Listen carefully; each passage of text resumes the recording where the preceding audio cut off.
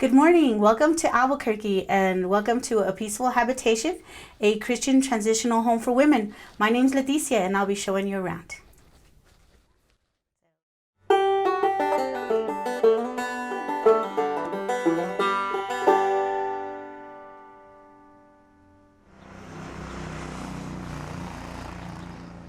This is where we welcome the women when they are released from incarceration and they've made a choice to come to live at a peaceful habitation. Well, they will receive services to assist them in their transition back into their communities and back into the families.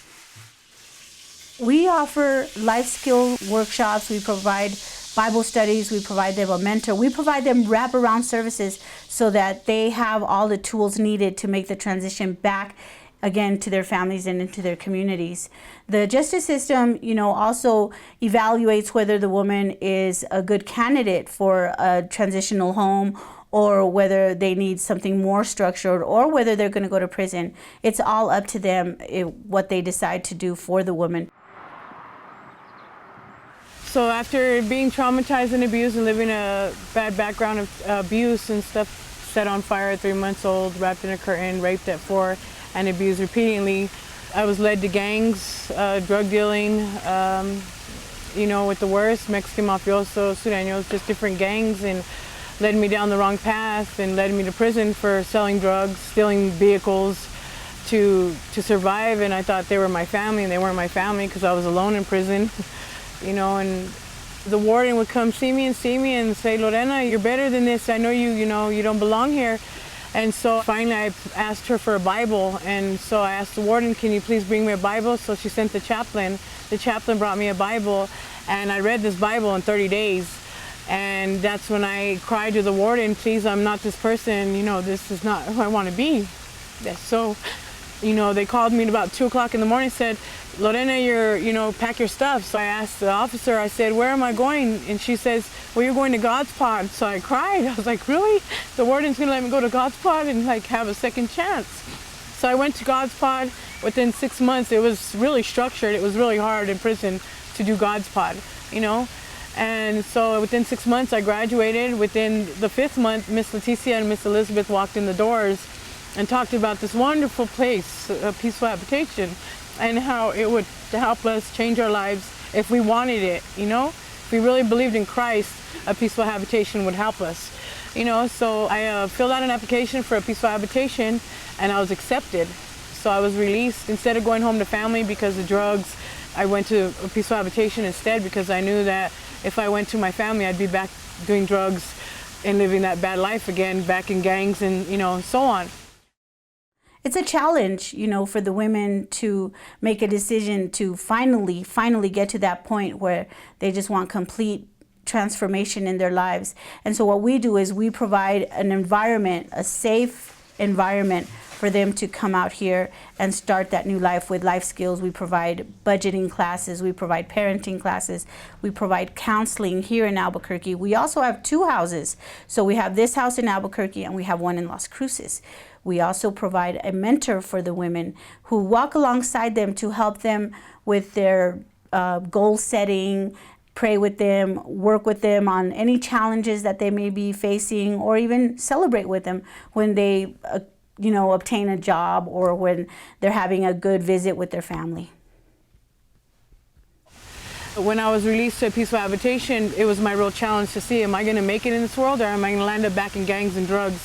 Do I have what it takes to be somebody, to make a difference in life? Can I really be somebody, or am I really just that abused person who got abused, raped, burned, and there's no way out? I'm broken, I'm damaged for life. No.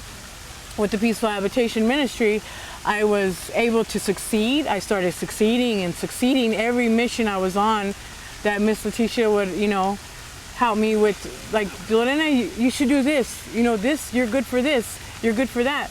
Within time, I had a GED, started going to college, I graduated the ministry. I was also a mentor afterwards. Miss Leticia had let me be a mentor, and so I stayed till then. And then when it was time for me to leave, that she felt I was ready to be on my own 2 feet, and that she felt I would be able to make it out here. She released me. I went home to my family. From then I went to college. And after that, I was given a position. I was going to go feed the homeless, and for trying to feed the homeless one day, I was given a position with the state of New Mexico with CYFD working with children. And it was hard, it was a struggle for the background check, letters from the warden, from many people stating, Lorena Lopez, have seen her, she's changed her life. Just give her a chance. And now today I have a good job, I'm in college, headed for a degree, and I wouldn't have made it out here without a peaceful habitation. I needed that direction, I needed that path, I needed that help, that lift, you know, and Miss Leticia was that lift. And when I saw that Miss Leticia did it, I just had so much faith that if God walked her to where she's at today, God's gonna help walk me as well. And he did, and here I am today, you know, and I feel blessed because I made it. You know, I finally made it, and I succeeded without medications, without SSI, and without the welfare, you know?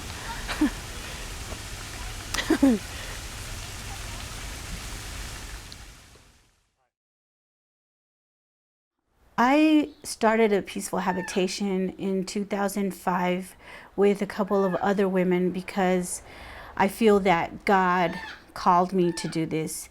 In 1998, I became seriously addicted to crack cocaine, to where that was my life. I became so addicted that that was my daily life. I was, you know, getting my next crack hit. And so because of that, I ended up losing my only son. I lost everything that I ever owned, everything I ever had. I even lost my integrity, any kind of self-worth, anything. And so I ended up becoming incarcerated because I became a criminal, looking for ways to raise money for my next crack hit. And I went to prison in 1998 for 4 years. But during that 4 years, I was told about Christ, and he transformed my life while I was in prison. And so I became a servant of God in the prison. I became the chaplain's clerk and working and seeing how the women were coming back quickly. I had never been in prison, so I was afraid that was going to happen to me. And so I started looking and praying and seeing what I had to do. And this is what I had to do when I got out. And when I got out, I got a job, and I was able to have a relationship with my son.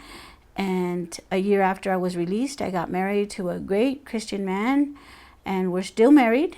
And in 2005, I started organizing this organization with a couple of other ladies, Donna and Pat. And we just came together. We all had a vision of how to help women that were coming out of prison, out of jail, and that felt they had no other way, you know. And so we put the organization together because when I came out, I knew that I needed a job. I knew that I needed counseling. I needed a good, safe environment to live. And so everything was just put together, like miraculously, it seemed. Things just worked out quickly. And so again, we provide the bridge from incarceration back into the community in a safe, structured environment where they can learn tools, where they can regain their self-esteem and realize their value as women, as mothers.